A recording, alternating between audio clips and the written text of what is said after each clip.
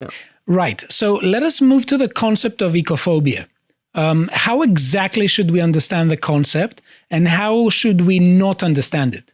And I'm asking this because very frequently it seems to me that when people introduce a concept, there are many interpretations of it, and there are better and worse interpretations. So how should we understand it, and how we should definitely not understand it as? Well, oikophobia, the basic understanding of it should simply be that it is that cultural self-hate that it develops as a civilization has reached maturity, as a Western civilization has reached maturity, certainly, and that it is the opposite of xenophobia, that is to say, as opposed to despising or disliking or fearing foreigners, one despises or dislikes or fears one's own culture, one's own countrymen, sometimes also. That's the basic understanding of how we should understand oikophobia, and therefore understand also that it is more of a knee-jerk reaction rather than a sort of well-thought-out process. Now, there are, of course, certain oikophobes who, once they have oikophobia, develop fairly elaborate systems of thought to defend or to justify their oikophobic feelings. But the oikophobia itself is just sort of there as a knee-jerk reaction. It develops as a distaste of one's own culture. In terms of how not to understand it, I think that's the other side of the coin. One should not understand it as a very well-developed philosophy, because it's not. Because we see that oikophobia developed in history also among people who were not philosophers, who just sort of had this sort of knee-jerk reaction.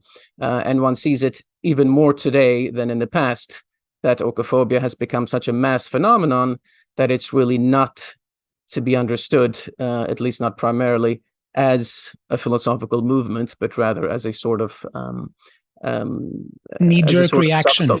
Knee-jerk reaction, subculture of self-hate. Yeah. Okay, and so is it fair to say that in an Aristotelian fashion, we could say that ecophobia and xenophobia are the two extremes, and we sort of have to find a middle way or a middle ground? Okay. Right, exactly. Yeah, they are the two vices, and the Aristotelian golden mean is that which is in between the two. Yeah, absolutely. Okay. So one thing to ask about it, because it seems to me that what you're describing as the book is a sort of theory where it doesn't seem to me that you're appealing to necessities, to appealing to necessary patterns, but it seems to me that you're appealing to strong tendencies. And this is the way also I like to think about historical events and tendencies. That when does ecophobia arise? It seems to me that in the book, you say that there is a trajectory in the history of human civilizations, and first we have the development of xenophobia, and then the development of ecophobia, and it is sort of a natural process. Is that an accurate description? Do you want to add more to that and expand on it?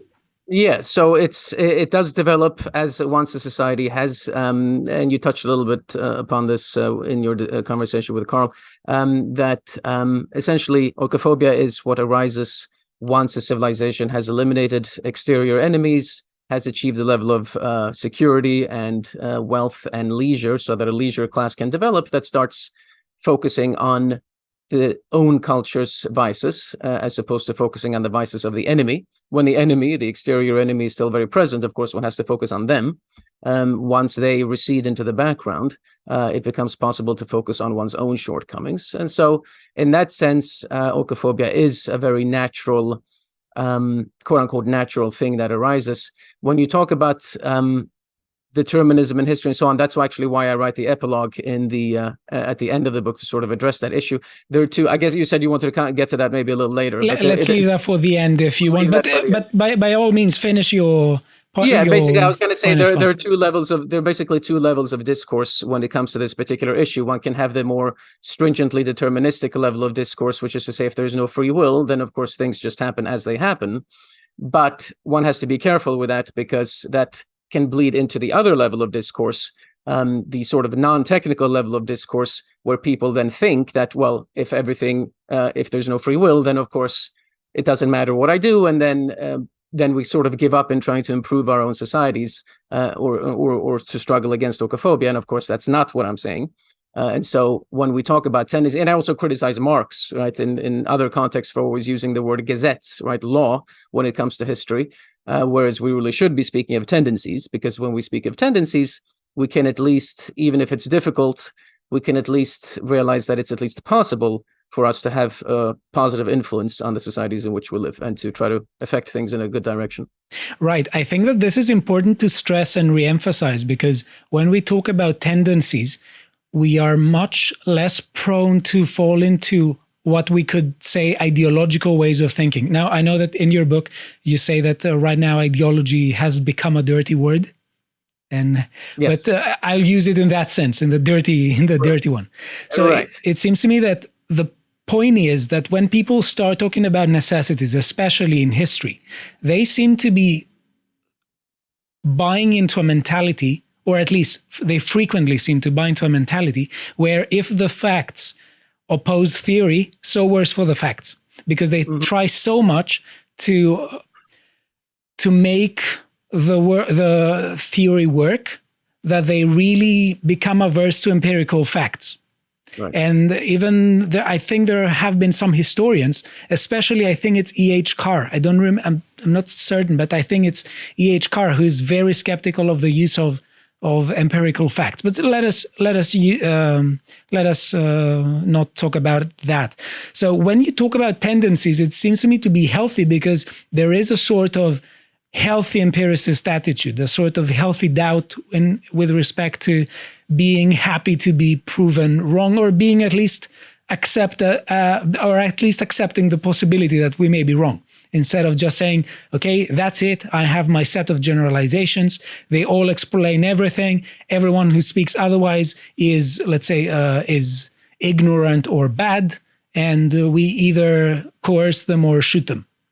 That there can be tyrannical tendencies when we start talking about necessities. And that is why I think that many people embrace the more empirical attitude, especially in the Anglosphere of the 20th century. Now, back to the concept of ecophobia.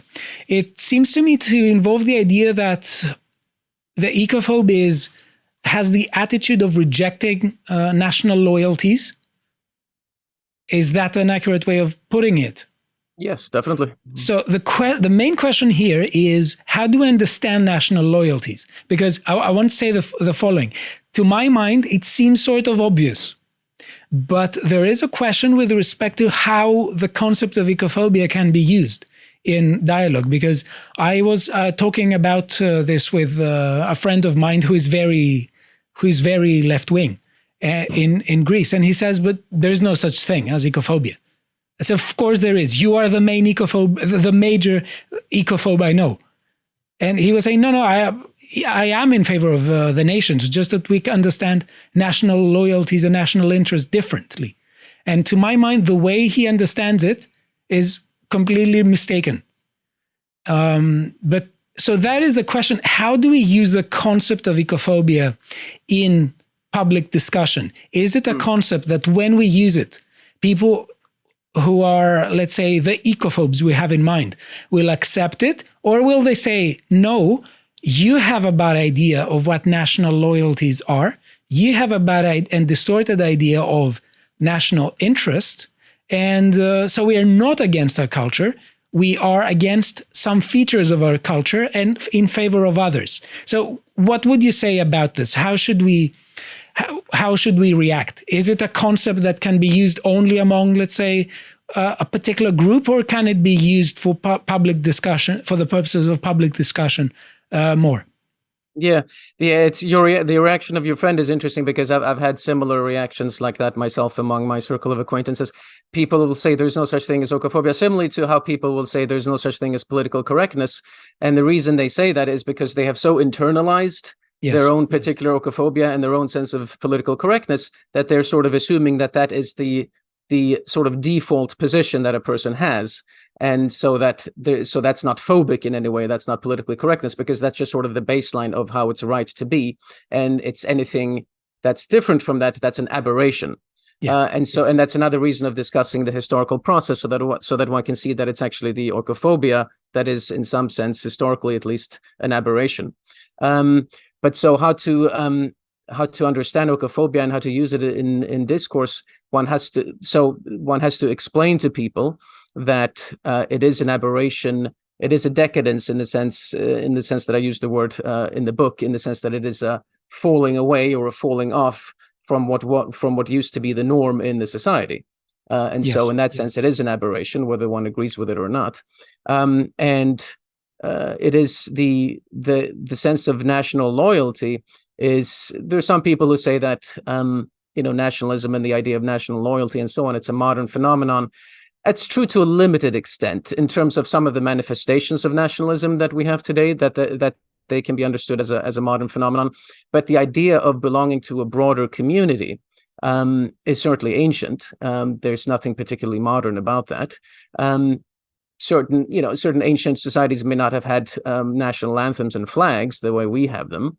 And so because of the lack of those exterior manifestations of nationalism, people tend to think of nationalism as something purely modern.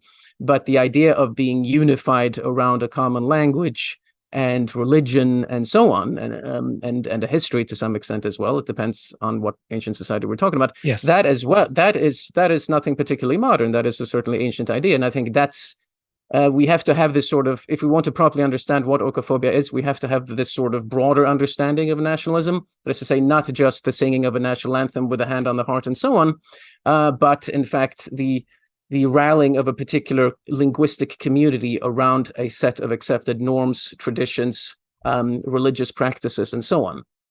To watch the full video, please become a premium member at lotuseaters.com.